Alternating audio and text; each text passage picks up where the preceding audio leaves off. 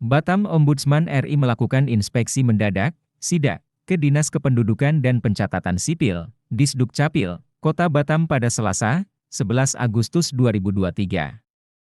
Sidak ini dipimpin oleh James Lee Huta Barat, pimpinan Ombudsman RI, bersama Lagat Siadari, Kepala Perwakilan Ombudsman RI Provinsi Kepulauan Riau, Kepri, dan tim keasistenan pencegahan maladministrasi. Dan pencatatan sipil, ya. Kita coba masuk ke detailnya, mulai dari bagaimana proses mulai dari awal sampai ke akhir, gitu kan. Nah, yang kedua, kita coba lihat kendala-kendala yang terjadi. Kita menyangkut biasanya ada 3 lah kalau kita melihat satu organisasi atau pelayanan seperti ini. Yang pertama mengenai jadi people atau orang, proses dan teknologinya kan. Nah, dari prosesnya kita coba lihat tadi. Prosesnya ya berjalan dengan lancar, kalau artinya tahapan-tahapannya sudah ada. Tapi dalam prosesnya. Tetapi dalam sarana prasarana kalau kita lihat tadi, pertama di luar ya. Yang di luar ada kebocoran dan masuk hujan dan lain-lain. Juga untuk tadi lalu lalangnya di sini, kapasitas di sini, penerimaan tadi bisa 500 ya, KTP aja bisa 500 per hari, ditambah surat-surat akte kelahiran dan kematian. Dengan ruangan seperti ini yang mungkin dirasakan kurang, perlu yang di luar itu ditata kembali ya, ada yang bocor, ada yang macam-macam. Tapi tadi katanya karena anggaran, jadi mungkin berikutnya lah, gitu kan. Yang ketiga khusus mengenai KTP ya, KTP di sini ternyata banyak sekali permintaan yang datang dan pergi, pindah datang itu kan di sini perputaran tinggi sekali. Puncaknya berkisar di antara 9.500 ya pada 6 bulan. Kalau 9.600 500 per bulan, berarti kan dibagi 22 kira-kira bisa 500-an per hari. Berarti diperlukan stok KTP kita memang harus tinggi di sini. Jadi tidak bisa seperti di daerah lain yang mungkin cuma 100 per hari. Di sini kan 500 per hari, sehingga tadi kita coba sampaikan permintaan-permintaan agar stoknya, jadi ada logistiknya itu ada yang ada yang mengelola. Jadi jangan setelah habis baru minta, gitu kan. Nah, dan permintaan ke pusat juga ditambahin atau dilengkapi dengan data-data, sehingga nanti dari pusat nanti mendatangkan belangkonya. Nah, jangan sampai nanti masyarakat menunggu lama untuk belangko ini. Ini hak masyarakat loh. Jadi Undang-Undang 25 tahun 2009 mengenai pelayanan publik, dan juga kita sebagai pengawas di Undang-Undang 37 tahun 2008, masyarakat harus dilayani dengan layanan prima.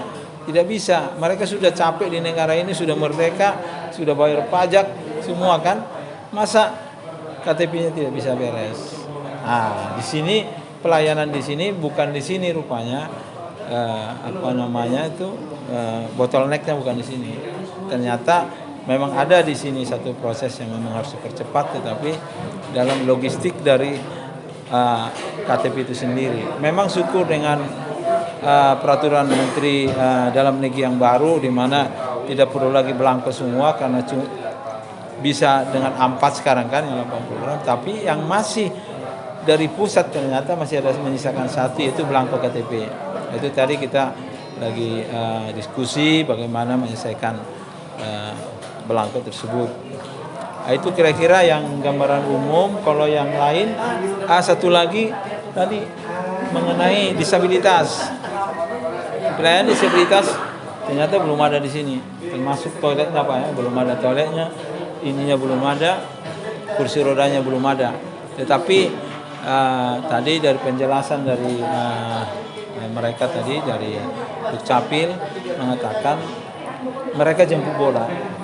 Jadi mereka nggak perlu ke sini. Ini gambaran, saya belum cek benar nggak ada ke sini. Nanti masyarakat coba lihat aja. Kalau ada disabilitas memang yang tidak terlayani dengan jemput bola, mereka datang ke sini memang tidak ada loketnya, nggak ada Pak, kapasitasnya nggak ada, kasihan. Ya, teman-teman dari KND sekarang lagi hangat ini, Komisi Nasional Disabilitas baru dibentuk kan. Mereka gini-ginian nih Pak. Kalau dia datang ke sini pasti jadi temuan. Nah, itu yang tadi masalah sarana prasarana. Jadi masalah tadi sudah people, proses, teknologi. Secara teknologi sekarang kita coba lihat, saya coba tadi yang KTP digital dan lain-lain. Rupanya ada beberapa sekarang sistem yang masih menunggu perlengkapan atau melengkapi dari semua sistem kita dari Kementerian Komunikasi Informasi gitu Pak. Dinas Kominfo ya, untuk menyelesaikan aplikasi tersebut. Jadi aplikasi di sini belum semuanya 100% seperti yang diharapkan. Ada fitur-fitur tertentu yang sekarang lagi dibenahi, disempurnakan lah ya, dibenahi oleh Dinas Komunikasi dan Informasi. Itu tadi apalagi sepertinya komunikasi mengenai people tadi ya, orang-orang. Yang saya menemukan tadi masalah manajemen logistik itu sama masuk keluarnya satu KTP itu masih manual, tulis tangan. Nah, ini kan bahaya sekali. Jadi harusnya itu masuk di dalam simplifikasi dari IT tadi, termasuk dalam proses teknologi yang tadi. Jadi harus pakai data yang sudah ya computerized lah, sehingga bisa dianalisa nanti ke depan. Memang di sana mungkin ada Pak ya, karena di pusat ada, tapi perlu juga di sini gitu. Nah kan, jadi di sana ada, di sini ada, sehingga nanti disinkronkan agar pelayanan publik kita bisa lebih cepat gitu. Tadi kita cek gudangnya juga cukup aman lah ya, penyimpanan security-nya cukup bagus, dan ada ya petugas khusus lah yang menangani tersebut. Kira-kira sementara itu dari saya. Pak Berade. Jadi apa rekomendasi untuk Disduk Capil terkait percepatan pelayanan? Karena kan di Disduk ini sendiri masyarakat mau ngurus KTP saja mau sampai 2 minggu gitu kan. Kemudian berkaitan dengan kualitas layanan kayak misalnya harus pakai elektronik, kendalanya server sering down. Masyarakat datang akhirnya harus menunggu besok datang lagi seperti itu. Itu apa tadi rekomendasi untuk ini? Pertama ada beberapa rekomendasi ya. Tadi sudah saya sampaikan secara umum, tapi ini summary-nya. Pertama, dari sarana prasarana yang pasti itu dulu, yang di depan mata itu, yang bocor dan lain-lain itu, orang untuk datang kadang belum ngapa-ngapain aja sudah susah di sini, belum ngapa-ngapain datang itu diberesin gitu kan.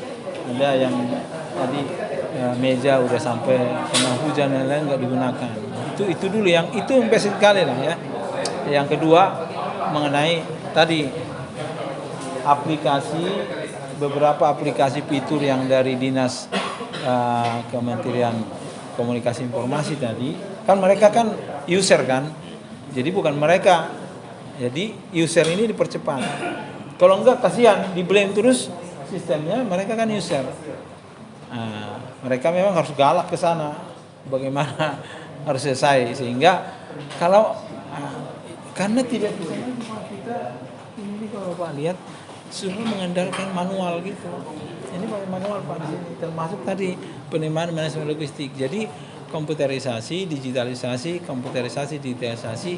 dan fitur aplikasi itu harus secepatnya. Ada unsur kesengajaan manual nggak sih Pak? Tidak, sementara sih yang saya lihat sih dengan keterbatasan yang ada ya. Karena kalau misalnya ada seperti itu ya, orang-orang di sini kan sementara saya sidak orangnya sibuk semua, kecuali saya pas datang orangnya nggak kerja, ya mungkin bisa begitu. Tapi ya di sidak ini ya, tapi nanti sidak berikutnya bisa aja tiba-tiba kita liatin gitu ya. Jadi dari segi orangnya sih sibuk lah gitu kan.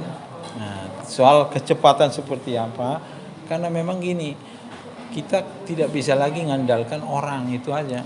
Jadi sistem yang tadi yang harus dipush. Jadi Dukcapil sini harus lebih kencang lagi, minta agar cepatnya dari Dinas Komunikasi Informasi yang tadi mengenai aplikasi yang tadi.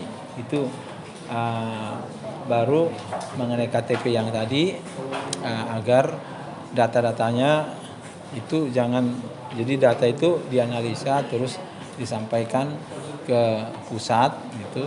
Walaupun di pusat ada, karena di pusat itu beda orang yang menganalisa sama orang yang memberikan KTP itu sendiri, beda orang. Jadi udah sekalian dari situ bilang bahwa kebutuhan kami sekian, kami butuh tanggal sekian sekian sekian gitu.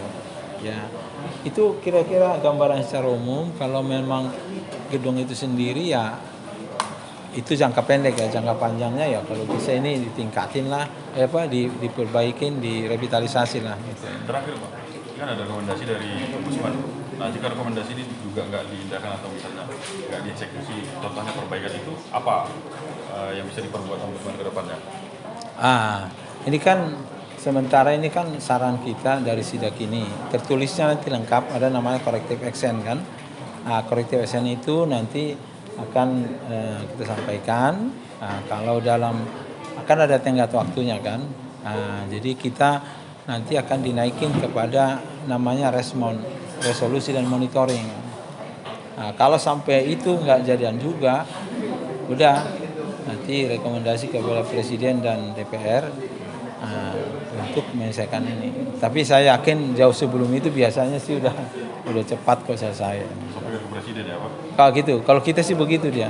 Jadi kalau dari nanti kepala perwakilan nggak diindahkan, masuk kepada kita di pusat yang namanya resolusi and monitoring. Ini terakhir ini puncaknya. Kalau itu udah enggak, sudah selesai, sudah masuk ke sana. Konsekuensi politik dan hukum sudah jalan. Gitu ya. Oke, makasih. Makasih ya.